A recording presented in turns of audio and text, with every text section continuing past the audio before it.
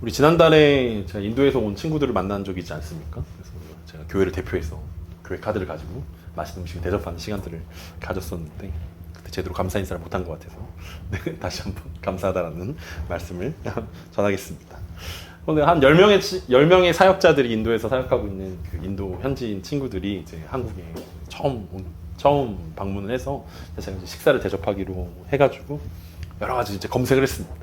유튜브에, 네이버에 외국인들 추천 음식 베스트 10 해가지고 막 여러 가지 리스트를 만들어가지고 이제 친구들 맛있는 걸 사줘야겠다 막 이러면서 기쁜 마음으로 딱 만났는데 그 중에 한 친구가 이제 힌두교 배경을 가지고 있는 친구였는데 우리가 알기로는 힌두교는 소고기만 안 먹는 줄 알지만 사실은 좀 이렇게 거룩한 힌두인들은 돼지고기도 안 먹습니다.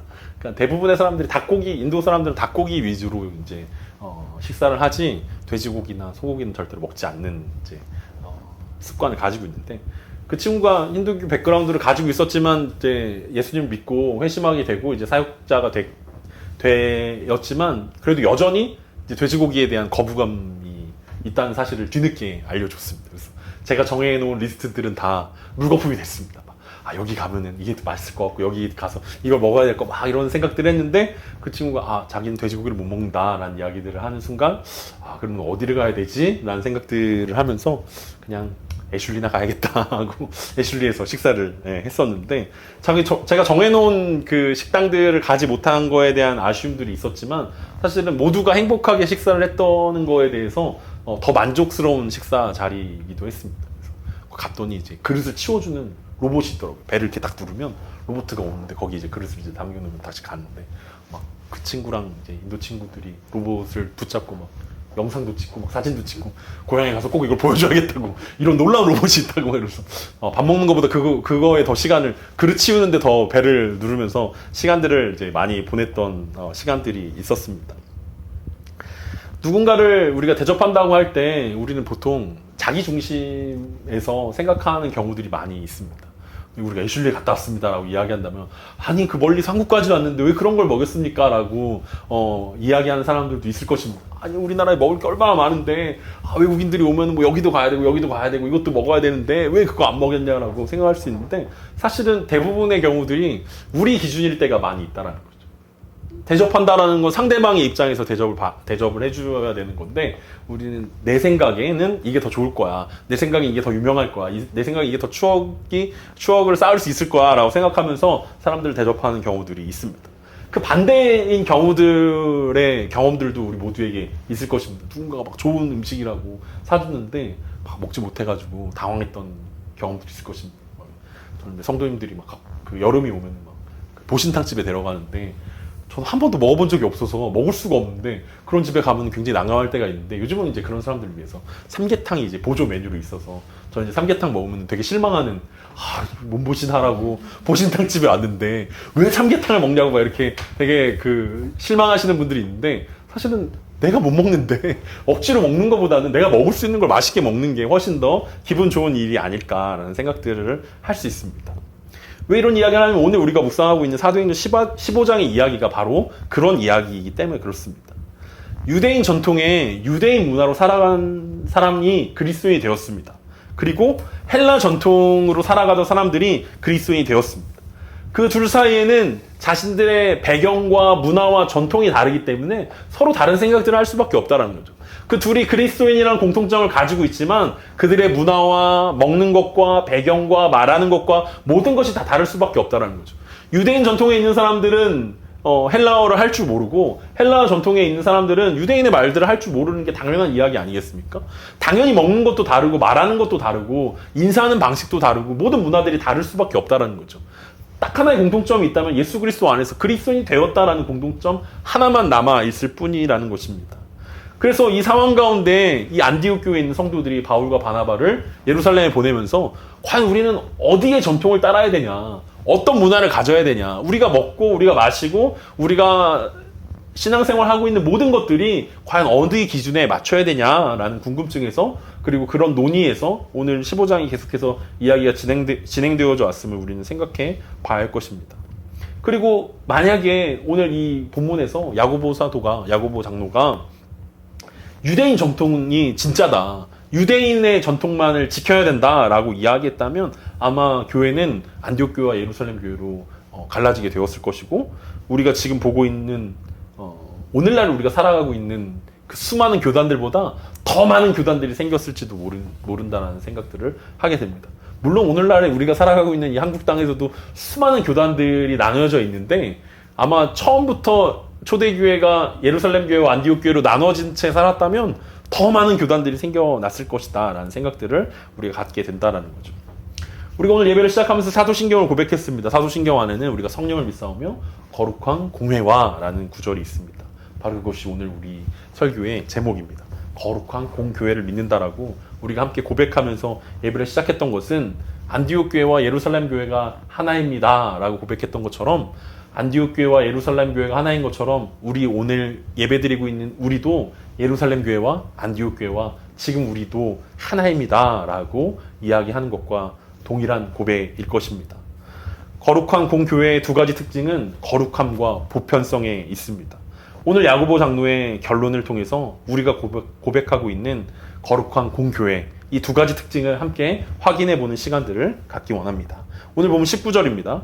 그러므로 내 의견에는 이방인 중에서 하나님께로 돌아오는 자들을 괴롭게 하지 말고 우리가 15장의 내용들을 쭉 살펴보았는데 그 내용 중에 하나는 베드로가 고넬료의 집에 갔을 때의 간증들이 들어 있었습니다. 그리고 바울과 바나바의 선교 보고의 내용도 들어 있었습니다. 그래서 그 베드로의 간증 그리고 바울과 바나바의 선교 보고를 통해서 이방인 그리스도인들도 꼭 할례를 받아야 한다는 주장보다는 은혜로 얻는 구원에 더 강조를 두게 된 것이 지금 예루살렘 공의회의 모습들이었습니다. 그리고 비록 예루살렘 유대인 공동체를 통해서 시작된 기독교 신앙이지만 시작만 유대인을 통해서 시작했을 뿐이지 이미 구약의 선지자를 통해서 하나님은 이방인들도 주님께 돌아오게 될 것이다라고 지난주에 우리 함께 살펴봤던 아모스 선지자의 이야기를 통해서 야고보 사도가 입증했던 내용들을 우리가 살펴보았습니다.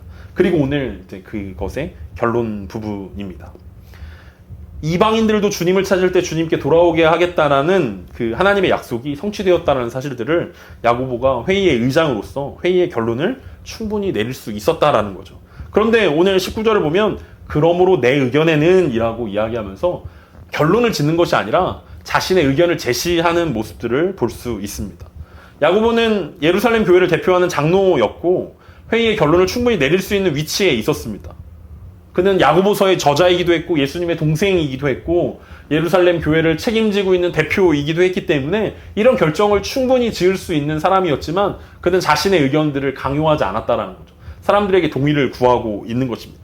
자신의 의견에는 이렇습니다 라고 동의를 구하고 있습니다. 보통 교회에서는 어떻습니까? 당회가 결정했으면 따라와야 됩니다 라고 이야기하죠. 담임 목사가 기도하고 결정했으면 토를 달지 말아야 됩니다 라고 이제 탑다운 방식으로 의견들이 내려오는데 성경에서는 그렇지 않았다라는 모든 사람들이 동일하게 함께 고민하고 함께 대화하고 함께 토론하면서 하나님의 뜻이 어디 있는지 함께 고민하는 시간들을 가졌다라는 것이 특이할 만한 사항일 것입니다. 더 대화를 하고 더 토론하고 더 설득하면서 함께 기도하면서 결론을 향해 나아가고 있는 모습들이 초대교회 공동체가 우리 가운데 보여주는 모습 중에 하나라는 거죠. 오늘 야고보의 의견에는 이방인 중에서 하나님께로 돌아온 자들을 괴롭게 하지 말자라는 의견을 야고보가 제시했습니다. 할례와 율법을 강요하는 것은 그들을 괴롭게 하는 일이라고 이야기하는 것입니다. 헬라 전통을 가지고 있는 그들에게 유대인 전통과 문화를 강요하는 것은 그들을 괴롭히는 일들이었습니다. 할례라는 것이 그때 당시에도 꽤나 그 위험한 일들 중에 하나였습니다. 할례를 받다가 죽는 경우들도 심심치 않게 일어났다는 거죠. 왜냐하면 지금처럼 뭐 이렇게 의료 기술이 발달한 것이 아니기 때문에 표피를 잘라낸다라는 것은 염증이 날 수 있는 확률이 높고 그래서 그것 때문에 죽을 수도 있다라는 거죠.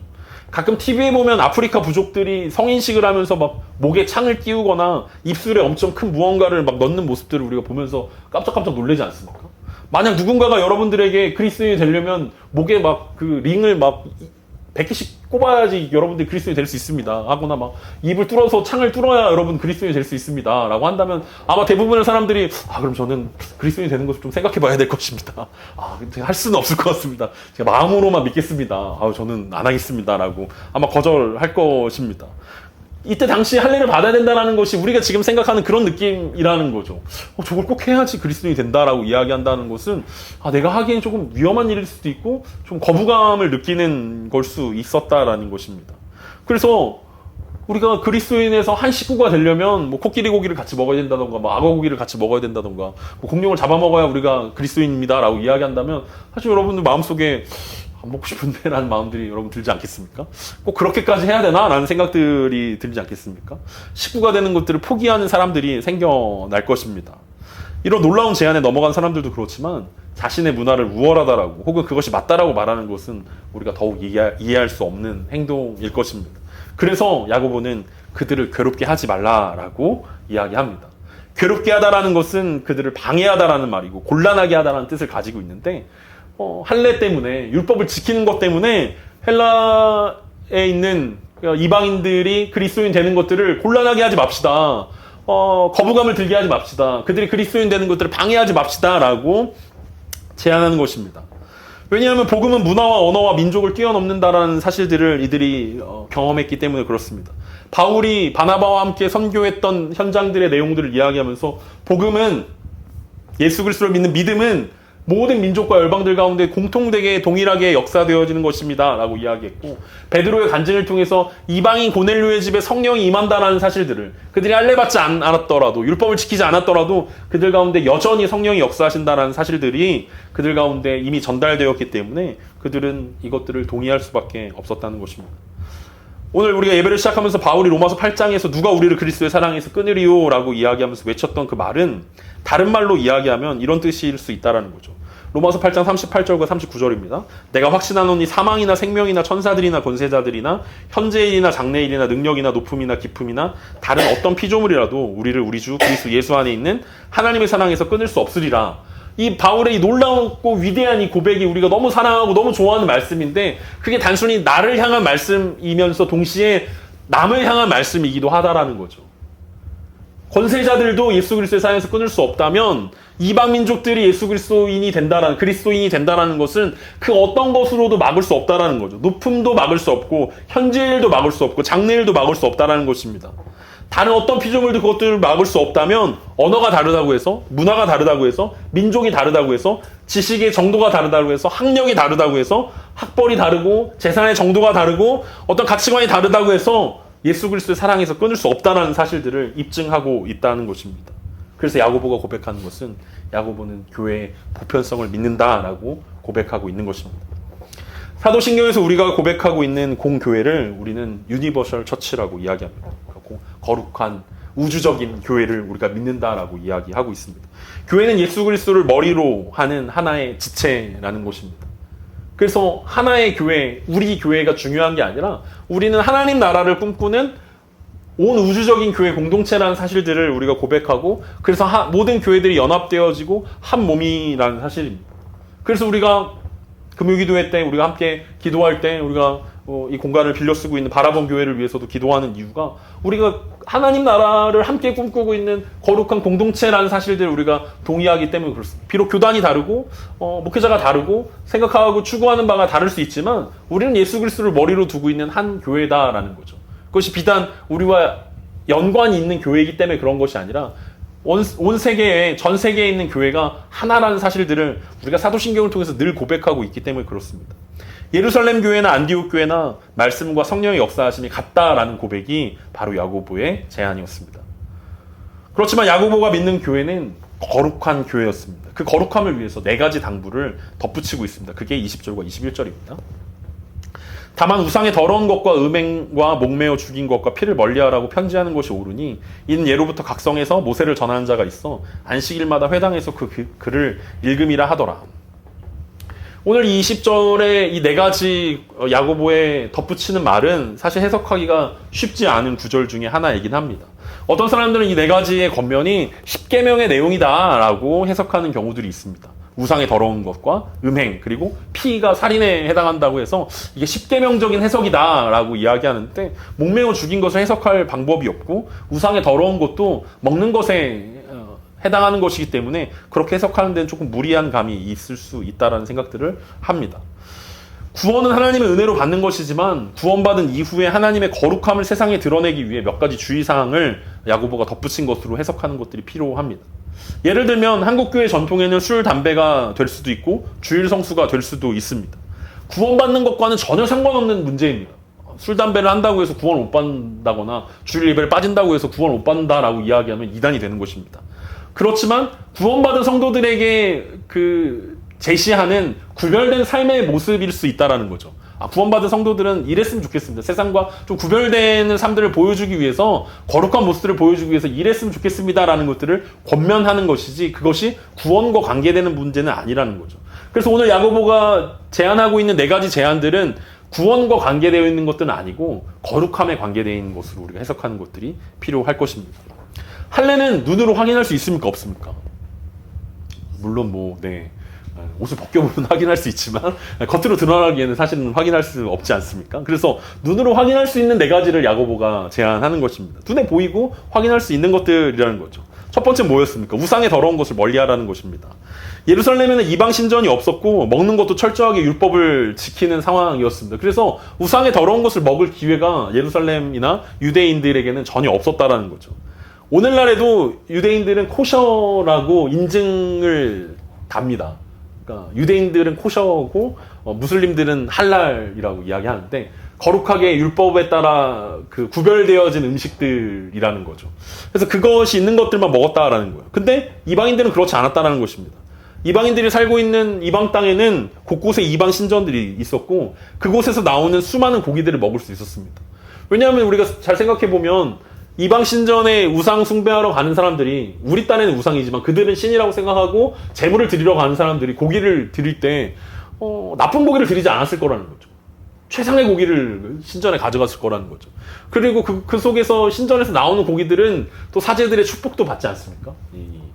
이방 신들을 위한 축복 기도도 받은. 그러니까 먹으면 왠지 건강해질 것 같고 도움이 될 것만 같은, 이방인들이 느끼기에 그렇다라는 거죠. 그런 고기들을 대부분 먹었다라는 것입니다. 그래서 나중에 사도 바울이 로마서 고린도전서에서 우상에게 바친 고기를 먹어야 되냐 말아야 되냐는 논쟁에 이제 따로 답을 주기도 하지만, 대부분의 이방인들이 먹는 고기들은 우상의 더러운 것들이라고 생각할 수 있다라는 거죠. 유대교 전통에 있는 사람들이 보기에 그렇다라는 것입니다. 우상에게 바쳐진 고기를 주의하라라고 말하고 있습니다. 두 번째로는 음행을 멀리하라고 이제 야고보가 권면합니다. 오늘날 동성애나 성적 타락에 대해서 많은 분들이 우려하고 있습니다. 세상이 점점 나빠지고 있고 악해지고 있고 막 이렇게 나쁜 방향으로 가고 있다라고 이야기하는데, 사실 여러분 초대교회 당시와 비교해 본다면 오늘날의 성적 타락은 비교할 수조차 없는 상황이라는 거죠. 그때는 훨씬 더 음란하고 악한 세대였을 것입니다. 지금 시대야 법적으로 일부 일처제를 강제하고 있고 사회적인 인식이 음행에 대한 부끄러움이 있는 시대지만, 당시에는 부끄러움이 없는 시대였다는 거예요. 누군가가 동거한다거나 어떤 동성애를 저지른다거나 뭔가 성적인 타락이 그들의 인식 가운데는 되게 자연스러운 일들이고, 특별히 이방 신전 근처에 살고 있는 사람들에게는 그것이 되게 자연스럽고 보통 사람들이 당연히 그렇게 살아가는 방식 중에 하나였다라는 것입니다. 아무와 같이 자고 아무랑 같이 살고 또 다른 사람이랑 또 살고 이혼 이런 것도 이혼 결혼 이런 것도 상관없이 그냥 그렇게 살아갔다라는 거예요. 성을 매매하는 일들이 너무나 자연스러운 사회였다라는 것입니다. 심지어 로마 사회는 손님을 접대할 때 집에 와서 같이 식사를 하고 난 뒤에 어떤 성 매매하는 여인들을 붙여주는 것이 로마의 관례이기도 할 정도로, 그 정도로 타락한 시대를 그들이 살아왔다라는 거죠. 그래서 야고보는 하나님의 자녀는 그것들을 주의하고 구별해야 된다라고 권면하고 있는 것입니다. 유대인 전통에서는 절대 그런 일을 생각할 수 없는데, 이방인들 전통에서는 그게 너무 자연스러운 일들이고 부끄럽지 않은 일들이기 때문에 그것은 우리가 구별돼야 되는 것입니다. 그리스도인이라면 그것은 함께 하면 안 되는 것입니다 라고 얘기하고 있는 것입니다. 너무나 음행이 자연스러운 사회를 살아가면서 순결하고 거룩함을 지키는 것은 사실 쉽지 않은 결정이었을 것입니다. 그럼에도 불구하고 야고보는 거룩과 순결을 외치고 있는 것입니다. 세 번째는 목매어 죽인 것과 피를 멀리하는 것입니다. 이걸 나눠서 생각할 수 있지만 사실은 같은 거라고 생각할 수 있습니다. 고기를 먹을 때 피를 빼는 것, 그리고 피째 먹거나 피를 먹지 않는 것이 유대인의 전통이고 문화였다라는 거죠. 하지만 이방인들에게 이것까지 강요하는 것은 살짝 이해하기 힘든 내용일 수도 있을 것입니다. 아니 우상에게 바친 고기도 못 먹게 했는데 목매어 죽인 것도 못 먹게 하면 도대체 뭘 먹으란 거야? 라고 이야기할 수 있는데, 그럼에도 야고보가 목매어 죽인 것과 피를 멀리하라는 권면을 덧붙인 이유는 아마 레위기 17장과 18장에 나오는 말씀에 근거해서 이야기하는 것이었을 것입니다. 그리고 그 전통대로 살아온 유대인들에게는 그것이 되게 견디기 힘든 일들일 거라는 거죠. 그리스도인의 거룩함을 추구하는데 중요한 문제는 아니겠지만 유대인들이 그것을 보고 되게 양심의 가책을 느끼고 이걸 먹어도 되나라는 그 시험에 빠질 수 있기 때문에 주의했으면 좋겠습니다라고 이야기하는 것입니다. 교회는 거룩해야 합니다. 근데 그 거룩함은 세상과 다른 방법으로 사는 것에 있습니다. 문제는 거룩함만 강조하다 보면 결국에 사랑이 사라질 수 있다는 거예요. 근데 야고보가 세 번째로 붙여진 목에 매인 것과 핏째 먹는 것들을 주의하라고 이야기했던 것은 거룩함 안에 있는 사랑을 이야기하는 것입니다. 연약한 유대인들을 배려해 줬으면 좋겠습니다라는 사랑이 숨겨져 있는 거룩함일 수 있습니다. 거룩함을 강조하다 보면 보편성이 깨질 수 있습니다. 보편성을 강조하다 보면 거룩함이 깨질 수 있습니다. 근데 보편성과 거룩함을 이어주려면 그 안에 사랑이 숨겨져 있으면 된다는 거죠. 사랑 안에 있는 거룩함과 사랑 안에 있는 보편성이 이 보편성과 거룩함에 대립되는 그 마음들을 이어질 수 있다라고 생각할 수 있습니다. 야고보의 권면을 천천히 들여다보면 결국은 먹는 것과 연관이 있다라는 결론에 이릅니다. 그리고 먹는 것은 고린도 교회 안에서 일어났던 문제를 들여다보면 결국은 예배와 관련이 있겠구나라고 생각할 수 있습니다. 왜냐하면 고린도 교회의 성찬의 문제 때 일어났던 사건들을 보면 예배 때 먹으면서 성찬이 함께 진행되어 왔기 때문에 먹는 것은 예배와 연관되어 있는 거고 한 형제, 한 자매를 이루는 그리스도인 공동체 가운데 가장 중요한 문제 중에 하나이기 때문입니다. 그렇다면 야고보가 강조한 이 네 가지는 유대인 그리스도인과 이방인 그리스도인들이 함께 예배하는 데 주의해야 할 전통이기도 합니다. 우리는 전통이니까 괜찮습니다 라고 이방인들이 그렇게 이야기한다면 유대인들은 믿음이 약한 자가 되어서 시험에 들 수 있기 때문에 그렇습니다. 한국적인 전통으로 이어진다면 어떤 일들이 일어나겠습니까? 만약에 여러분 선짓국을 주면서 함께 그리스도의 살과 피를 마신다라고 이야기한다면 믿음이 약한 유대인들이나 믿음이 약한 유럽인들이나 믿음이 약한 그 외국 사람들은 전 성찬에 참여하기가 어려울 것 같습니다. 이거 뭘로 만든 거예요? 피로 만든 거예요. 뭐 이런 굉장히 꺼려하는 게 당연하지 않겠습니까? 결국은 그 믿음이 약한 유대인들 그리고 믿음이 약한 유대인 전통을 가진 그리스도인들이 시험에 들 것이기 때문에 그렇습니다.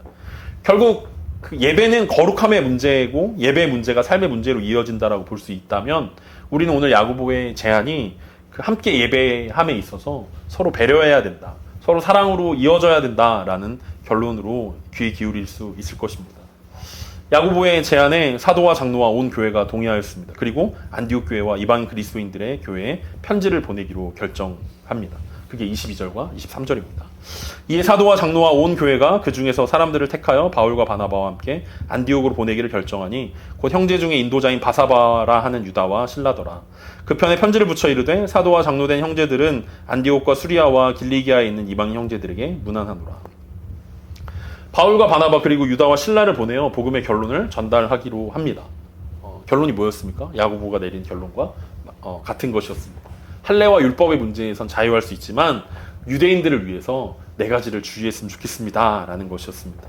그런데 바울과 바나바만 다시 보내면 예루살렘 교회의 결정에 신뢰가 부족할 수 있다라고 생각이 들었던 것 같습니다. 그래서 교회의 하나됨을 더욱 증거하기 위해서 예루살렘 교회 쪽에 속한 사람들을 보내기로 합니다. 왜냐하면 바나바와 이 바울은 안디옥 교회에서 온 사람들이기 때문에 안디옥 교회의 입맛에 맞는 결정들을 가지고 가면 이게 정말 예루살렘 교회가 결정한 게 맞아? 라는 의심이 들 수도 있기 때문에 그렇습니다.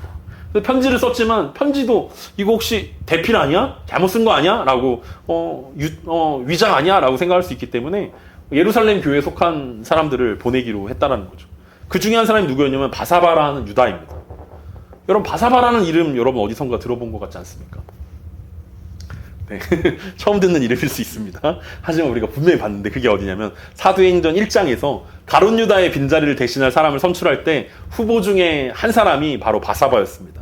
사도행전 1장 22절과 23절에 보면 항상 우리와 함께 다니던 사람 중에 하나를 세워 우리와 더불어 예수께서 부활하심을 증언할 사람이 되게 하여야 하리라 하거늘 그들이 두 사람을 내세우니 하나는 바사바라고도 하고 별명은 유스도라고 하는 요셉이요 하나는 마띠아라.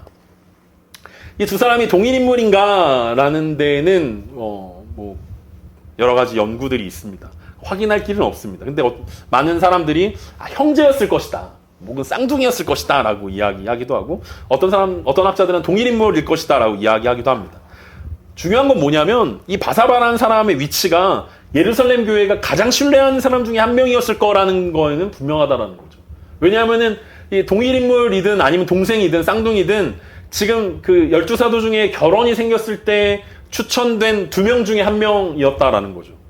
물론 제비를 뽑아서 마띠아가 뽑히긴 했지만 이 바사바라는 사람도 충분히 사도의 직분을 감당하기에 충분한 인지도와 영향력과 어떤 신뢰와 그것들을 쌓고 있는 사람이었다라는 것입니다. 그래서 이 예루살렘 교회가 안디옥 교회에서 우리가 하나입니다, 그리고 더 이상 할례와 율법으로 괴롭게 하지 않겠다라는 말을 전하러 온 사람이 이 사도급의 바사바였다면 이 사람들은 굉장히 흥분되는 상황이었을 거라는 거죠. 안디옥 교회가 이런 거물급 인사가 우리에게 이 편지를 전해주러 왔습니다 라고 이야기하는 거죠. 이 신실하고 칭찬받는 사람의 이야기를 듣는 것만으로도 이들은 굉장히 기쁨이 넘쳤을 것입니다. 물론 다음 주에 우리가 그들의 방문이 안디옥 교회에 엄청난 위로와 기쁨이 되는 모습을 우리가 보게 될 것이지만, 예루살렘 교회가 얼마나 안디옥 교회를 아끼고 사랑했는지를 우리가 확인해 볼 수 있는 모습이 바로 이것이라는 것입니다. 자세한 편지의 내용은 다음 주에 살펴볼 것입니다. 하지만 편지의 발신인이 형제라고 기록되어 있고 수신인도 형제라는 사실을 우리는 주목해 봐야 할 것입니다. 그 23절의 편지의 내용이 사도와 장로된 형제들은 이라고 이야기하고 이방인 형제들에게 문안하노라 라고 이야기합니다. 그러니까 발신인도 형제고 수신인도 형제라고 이야기한다는, 이미 끝났다라는 거죠. 내용이 우리 하나입니다. 여러분들이 할례를 받건 안 받건 율법을 지키건 지키지 않건 우린 하나입니다 라고 고백하고 있는 장면입니다. 얼마나 안디옥 교회가 기쁨이 넘쳤겠습니까? 그리고 얼마나 예루살렘 교회도 하나라는 사실들에 있어서 기쁨을 주었겠습니까? 그리스도 안에서 한 형제임을 선언하는 것이었습니다. 그러하기에 야고보의 4가지 권면이 짐이 되지 않았을 것입니다. 안디옥 교회가 이렇게 힘든 일들을 우리 가운데 지키면 어떡하지? 라고 하기보다는 우리가 먹는 것 때문에 유대인 형제들이 실족한다면 영원히 먹지 않는 것이 낫지 않겠는가? 라고 고백했던 바울의 고백처럼 이들도 똑같이 그런 고백을 했을 거라는 거죠. 야고보의 이 4가지 권면이 조금 힘든 것이었지만 한 형제된 유대인 형제들을 위해서라면, 사랑으로 그들을 품어야 된다면, 그들과 함께 예배하는 것들 가운데서 거룩함이 깨지지 않아야 한다면 충분히 그것들을 가려야겠다라고 생각했다라는 것입니다. 오늘 시간 관계상 편지의 내용들을 끝까지 다 못 보지만 여기까지의 내용들을 우리가 함께 정리해보면, 야고보와 예루살렘 교회가 고백한 거룩한 공교회의 신앙 고백은 오늘 우리에게도 여전히 이어지고 있다는 사실들을 우리가 생각해 봐야 할 것입니다. 우리가 입술로만 우리는 거룩한 공교회를 믿습니다 라고 이야기하는 것이 아니라, 우리가 세상을 살아가면서 우리가 마주하고 있는 익명의 그리스도인들은 다 우리와 한 형제 자매라는 사실들을 우리가 생각해야 합니다. 조금 다른 것 때문에 굳이 다툴 필요가 없다라는 거죠. 우리가 교리에 대해서, 우리가 믿는 것들에 대해서 대부분의 성경의 내용들이 유사하고 같고 조금의 부분만 다르다라는 것입니다. 조금 다른 것들 때문에 분내고 화내고 우리는 다르기 때문에 우리는 절대 같이 갈 수 없어 라고 이야기하기보다는 우리가 같은 부분들이 많다라는 거, 성경을 이해하고 성경을 사랑하고 성경이 하나님의 말씀이라는 것들을 믿고 고백하는 그것이 같다면 우리가 함께 한 형제고 한 자매라고 이야기할 수 있어야 할 것입니다. 쉬운 말로 이야기하면 우리 같이 사도신경을 고백한다면 그들은 우리와 같은 형제임에 틀림없다라는 사실일 것입니다.